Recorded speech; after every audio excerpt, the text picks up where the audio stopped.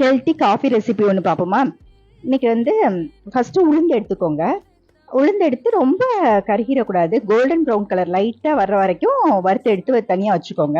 And then water add பண்ணி அதில் கருப்பட்டி போட்டு அது நல்லா கரையிற அளவுக்கு மட்டும், எந்த கன்சிஸ்டன்சியும் கிடையாது, கரையிற அளவுக்கு மட்டும் தண்ணி ஊற்றி கரைய வச்சு தனியாக அதையும் எடுத்து வச்சுக்கோங்க. இப்போ வறுத்த உளுந்தோட ஒரு ஏலக்காய், நான் 3 டீஸ்பூன் உளுந்து எடுத்தேன், ஒரு ஏலக்காய், லைட்டாக ஒரு பிஞ்சு சால்ட் எடுத்துக்கோங்க. ஏன்னா அப்போ தான் அந்த டேஸ்ட்டை என்ஹான்ஸ் பண்ணி கொடுக்கும்.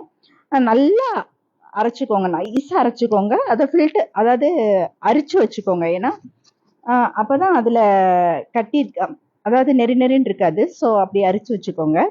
அண்ட் தென் அதை வந்து திருப்பி தண்ணி ஒரு டம்ளர் ஊற்றி, நம்ம வந்து ரொம்ப அவியணுன்ற அவசியம் கிடையாது. ஏன்னா இது வந்து ஆல்ரெடி நம்ம வறுத்துருக்கோம். ஸோ அதனால லைட்டாக அப்படியே கிண்டி விட்டுட்டே இருங்க. ஒரு கட்டிப்பதம் வரும். வந்தோடனே இப்போ நம்ம தனியாக கருப்பட்டி தண்ணி வச்சுருக்கோம், அதையும் ஆட் பண்ணி நல்லா கலக்கி விட்டுட்டே இருங்க.